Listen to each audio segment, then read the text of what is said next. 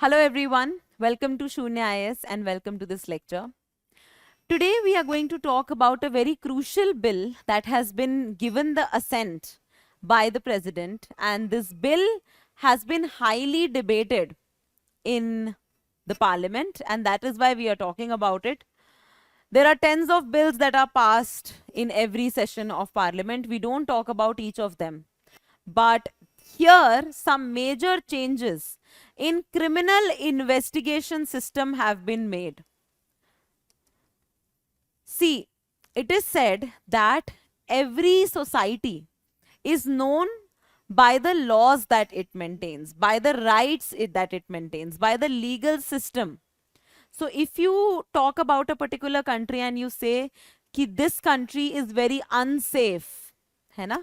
If you say that this country is very unsafe, what you mean that this country has a weak legal system,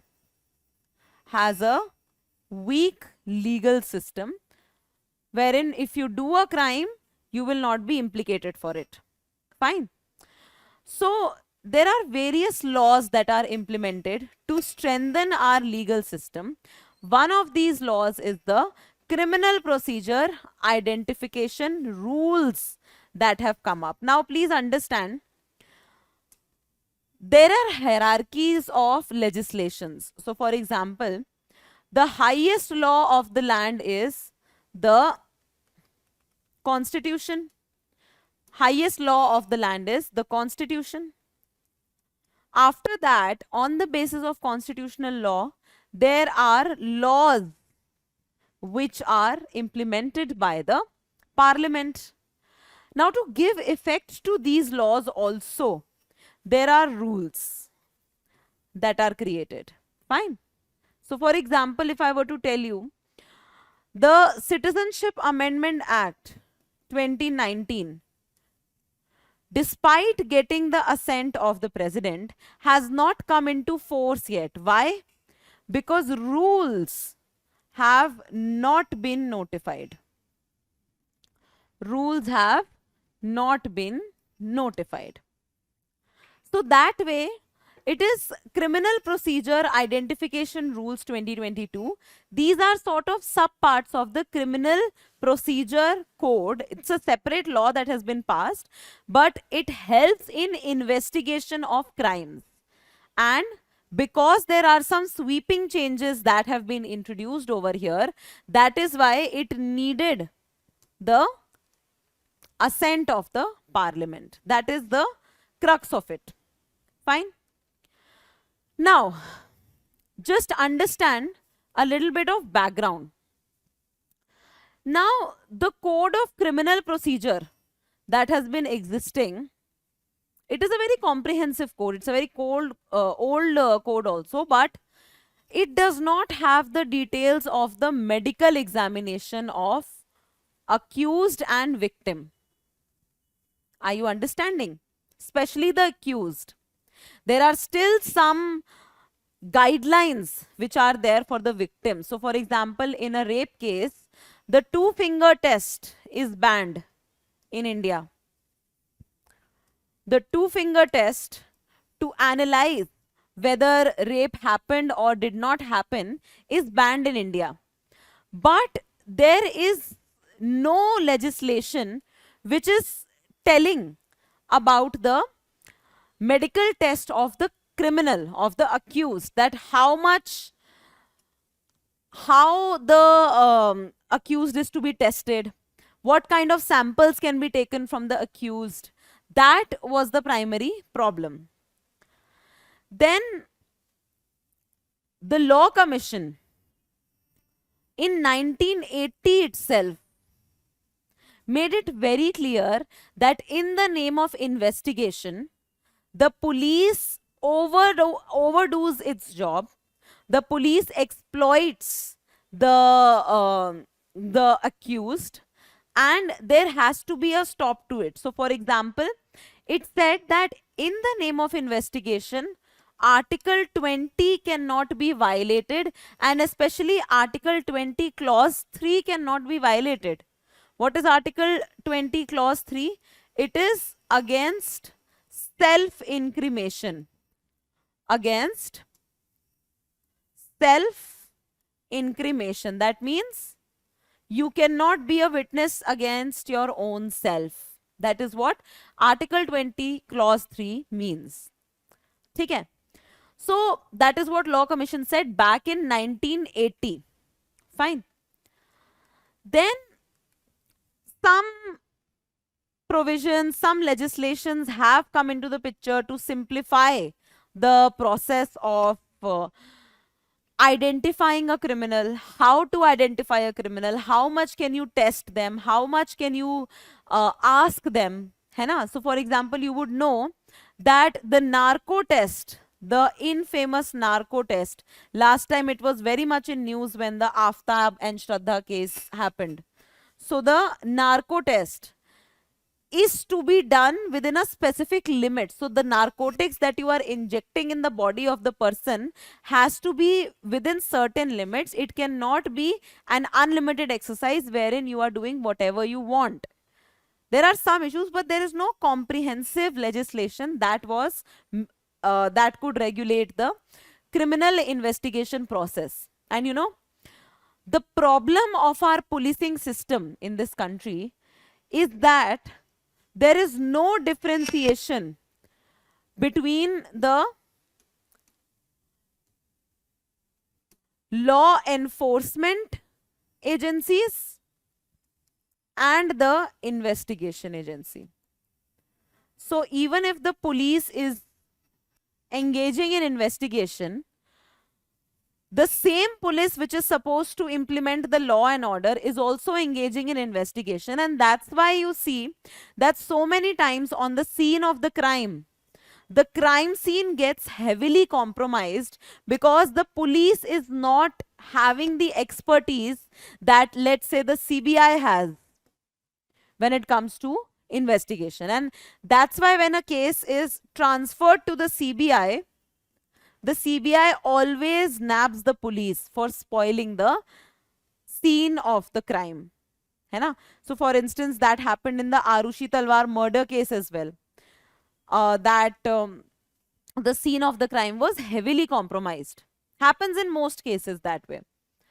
So that is why there needs to be a whole system of investigation. The Malimat Committee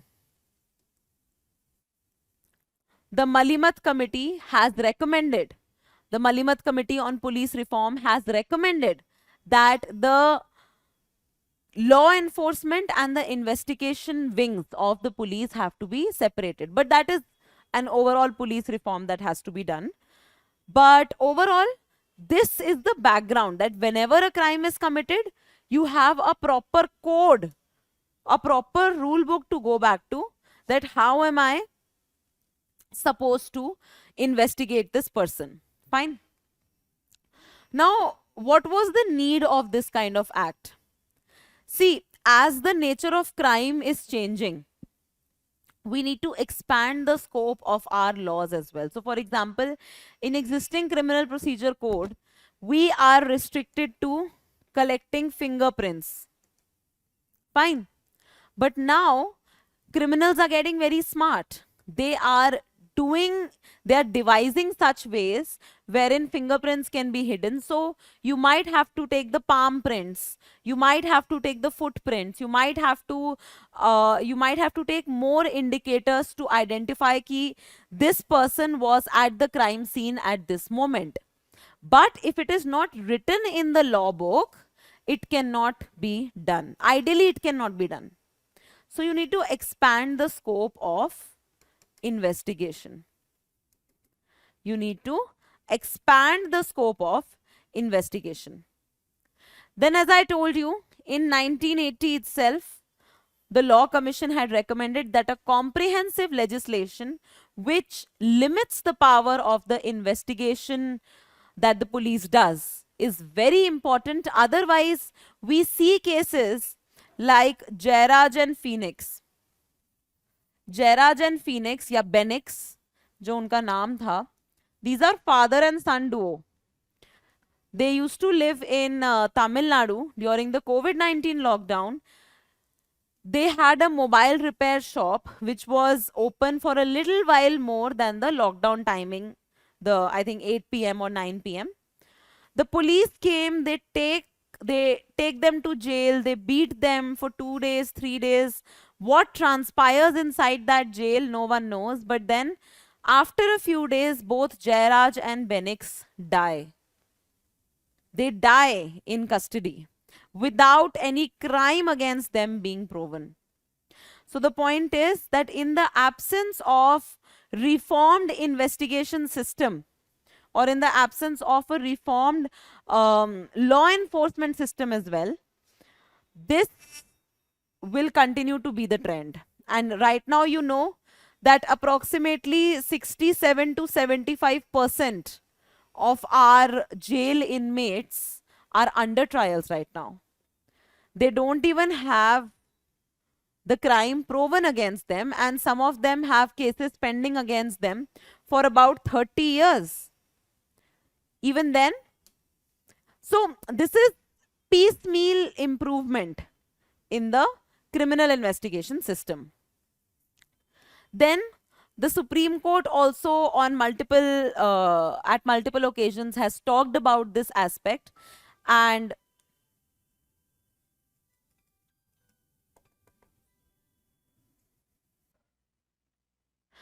so Supreme at various instances has talked about the need for reformation, and that's why also this particular statute, the criminal procedure code, and specifically the criminal identification rules bill has to be amended, and it had been amended. And overall, the role of state needs to be cleared. See, our current investigation system has a colonial legacy to it. Right now, we believe in a system wherein innocent till proven guilty holds true always. Although we have taken the principle of rule of law from England itself, but their rule of law was applicable only to themselves. It was not applicable to their subjects. We were their subjects. For us, there were no rules. So my point is that we believe in the rule of law and innocent till proven guilty. The English, for the Indians, believed that if an Indian is found even near a place wherein a crime has been committed, the Indian has to be taken into custody and investigated thoroughly, not in a humane manner necessarily. Fine. So that is there. So these are some generic issues that are there in our criminal justice system and criminal investigation system. As I just told you, that the police abuses the under trials. Overall, the crimes are evolving faster than the police system. There is lack of data. There is lack of data assimilation also. Because of the lack of data, there are repeat offenders. There are repeat offenders. Then low conviction rate, slow disposal of cases, inaccessible and not rehabilitative sort of criminal justice system. But these are the generic issues before we venture into the exact nature of the bill that has been now given the assent by the president. So see the provisions of this act. First of all, the storage of data. The storage of data, the act says that any data which is collected regarding the criminal or regarding the accused can be kept for a period of 75 years at maximum. So listen to this again. If a person has committed a crime and you collect the biometric details of that particular person, you collect the biological samples of that particular person, maybe the blood samples, maybe the urine samples, etc. That database cannot be stored for more than 75 years. Okay? That is there. Then it also has a list of the people. This particular act has a list of the people who are authorized to take these particular biological samples from the accused and the criminals. है ना? These jobs cannot be delegated to anyone else. So, for example, the person who collects these samples has to be a qualified medical personnel who is registered with the state for this job. Fine. Who is registered with the state for this job. It cannot be done in an ad hoc manner that you end up taking the samples in the prison, in the jail itself, and by untrained people, you know, like they show in movies and everything. That cannot be done. The biological samples are to be taken by experts and retained in a very scientific manner according to the forensic science that is there at our times. Then this act also mandates to take measurements. So, you know, in these times, in the times of deep fakes and in the times of lot of misinformation, if let's say even if there is a CCTV camera, CCTV footage which can establish a crime, it can be possible for an accused to hide their facial identity, to somehow compromise with the video footage. Something can be done. But if body measurements are taken, है ना, body measurements you cannot change that way, that easily, even in a video, है ना. So body measurements have to be taken by all the convicts and the people in preventive detention also. So it's not that all the accused will have to give their body measurements to the police. No. All the people who are convicted have to give their body measurements, and all the people who are in preventive detention. Now, this preventive detention part is the problem. When you keep people in preventive detention and you can keep them in a row for about 3 months, you can take their measurements, you can keep them in prison. Now that strengthens the power of the state even against its critics. You can end up arresting people under preventive detention, under the reformed, even in the reformed, the criminal justice system that is now proposed. The thing is that the word sedition has been removed, but even then, criticism of the regime can be penalized under preventive detention that way, by keeping you in the prison. So that is a problem. Fine. Then one very important thing is destruction of records. If the crime against a particular person has never been proven, right, or the courts have said that this particular person is innocent, you can end up destroying the records. But even then, this same act gives you the power to store all records for 75 years at max. Fine. Then this is very important, that if you resist to share the details that are being asked from you, है ना, the details of your movement, the details of your family history, the details of where you were that day, the details, any kind of details that are being asked, you can be penalized for this, and this will become an offense under Indian Penal Act. So this will become an offense under the Indian Penal Act, which will soon be reformed and everything that will be there. But not giving the biological markers or the statements or the data which is being asked by the police can amount to an offense. Now this, I want you to understand, is against right to remain silent. Right to remain silent. Now, right to remain silent is also a right under Article 19. Right to freedom of speech and expression also includes right to remain silent. And when you are penalizing people for not sharing details with you, you are penalizing the right to remain silent. Okay, you're taking away a fundamental right. So this is something that has been highly criticized overall by the opposition also. Fine. So that is there. And then the role of National Crime Record Bureau has been detailed, that the National Crime Record Bureau will be the repository of the data that is collected. The maintenance of the data shall be done by NCRB, and so on and so forth. Now,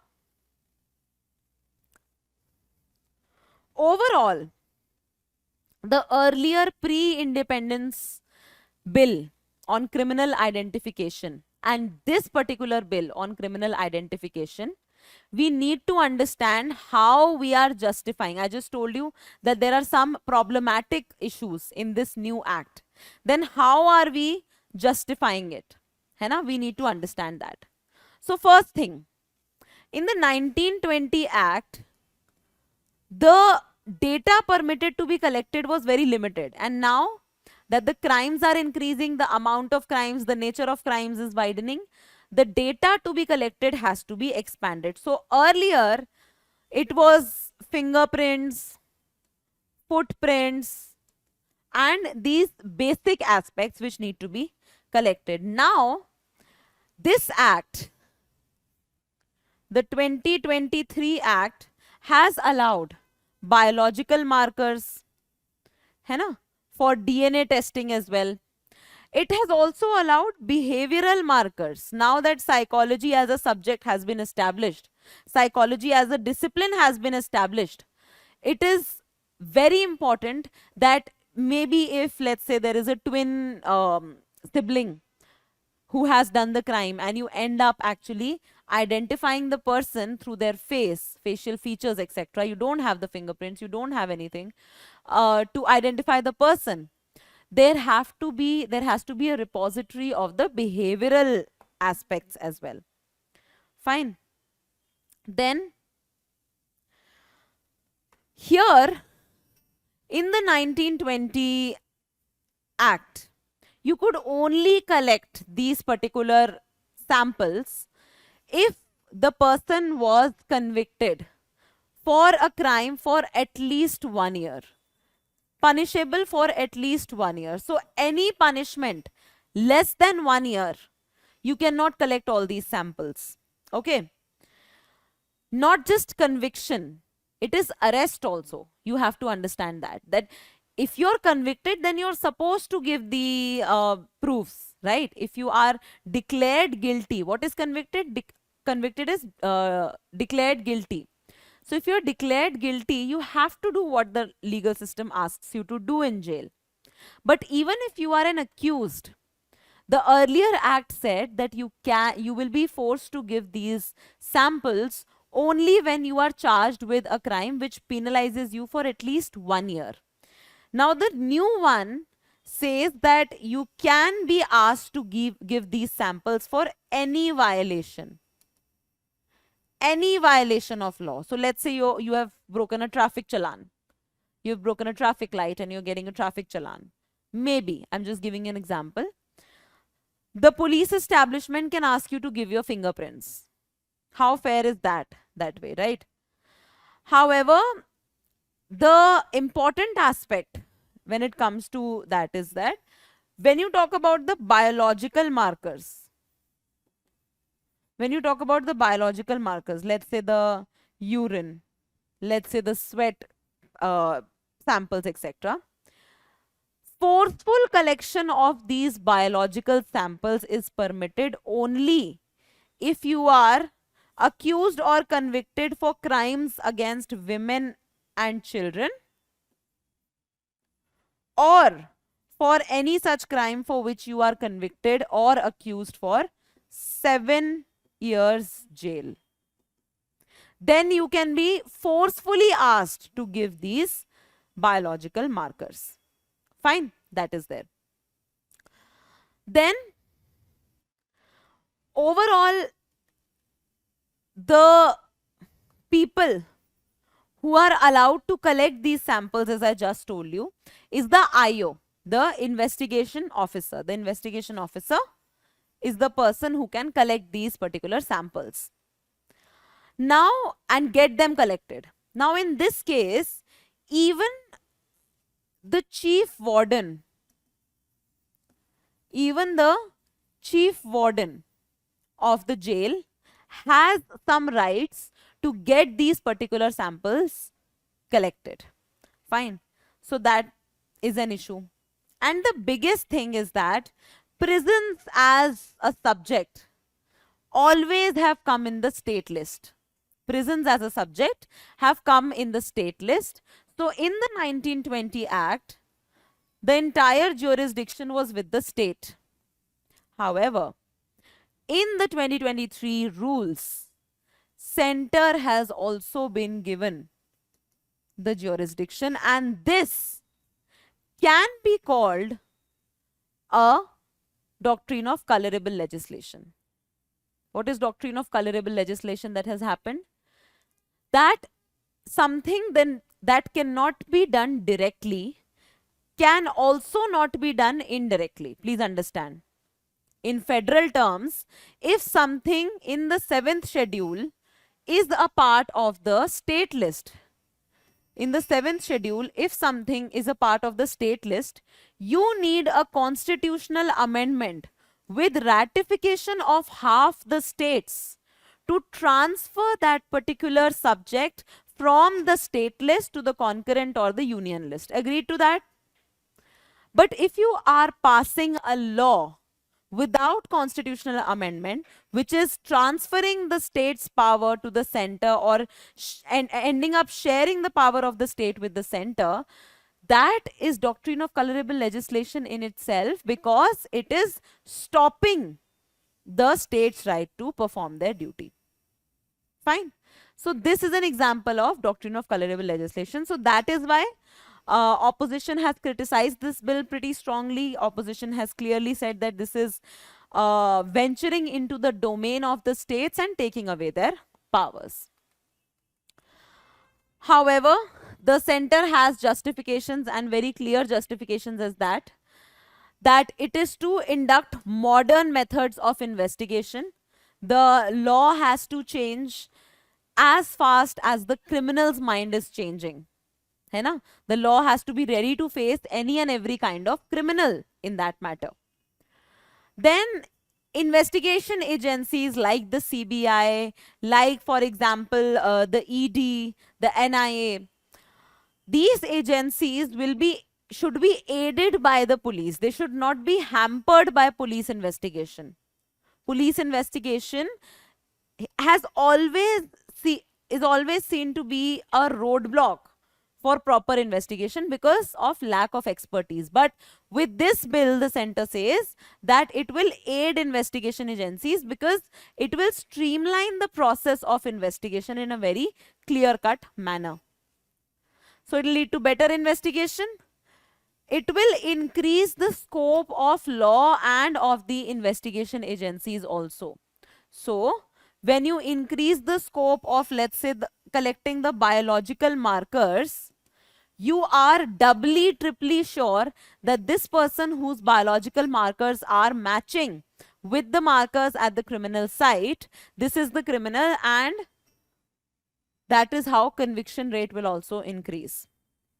But the thing that has to be admitted here is that there is no prohibition or there is no penalization of the police officers who are not doing their duty properly in that sense. So if there's faulty investigation, the police officers are being penalized. ऐसा कोई भी mechanism नहीं बना है. That is the problem. And will aid in national security. This is their key. Of course, when the investigation agency is strong, when the police investigation is also strong, whenever a criminal does a crime, there will be a clear-cut modus operandi of the police as well, and then there will be fear in the minds of the criminals that it's not that easy to escape this police system now. In the movies, what do they show? In the movies, they show that the entire scene of crime has finished and then the police is arriving and all of that, right? With this kind of investigation system, it is less likely that this will happen, but there has to be a sort of sword of fear that has to be hanging above the head of the policemen as well. Fine. Overall, as I told you, there are some issues. It definitely affects federalism because prison is a state domain.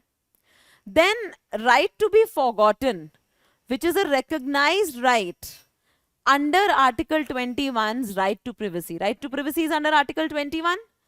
Within Article 21, it has been recognized that right to be forgotten, let's say in the internet domain, if some wrong news, some nasty news or some nasty article or some nasty picture has been published about you in the internet domain, you have the right to ask the authorities that this should not be here, this violates my integrity, and I want this removed. This right to be forgotten. But if you are allowing 75 years of storage of these particular biological markers, then this is violating right to be forgotten.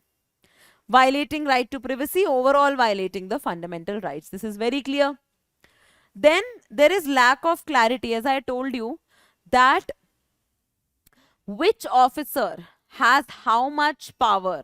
There should be one point of contact, right? Like I told you, the new act gives the power along with the investigative officer, gives the power to the chief warden as well. Fine. So that is the problem. Lack of accountability of the police personnel to the people, and it can be transformed into a tool of harassment. As I told you, the preventive detention aspect is problematic. Fine. Then there's possibility of judicial intervention in it. Then NCRB is not that strong, that NCRB fund wise and data wise, that it can incorporate the new technologies that this act is talking about, right? So the funding has to be increased for NCRB, and that is why this is there. And there is a chance of creating a surveillance state. When the state has this power that you can arrest anyone in the name of preventive detention and forcefully take their biological markers, it becomes very clear that we are going towards a surveillance state that can happen. So there is a clear reason why this particular act has been controversial, why there have been a lot of voices against it. So for you, let me just tell you that in GS2, when you talk about the criminal justice system, you might get a question on what are the improvements that are needed in our policing and criminal justice system. So in either of these questions, you can write this criminal investigation rules that have been introduced. So they are a step that have been taken in the right direction, but they can also be classified as something that can be called executive overreach, and that should not happen, right? So I hope you derived some value out of this lecture. For the notes of this particular lecture, you can refer to the Sunya IAS GS2 book. We have the notes over there, and if you want regular updates from Sunya IAS, you can join the Telegram channel that is visible over here. Thank you for watching.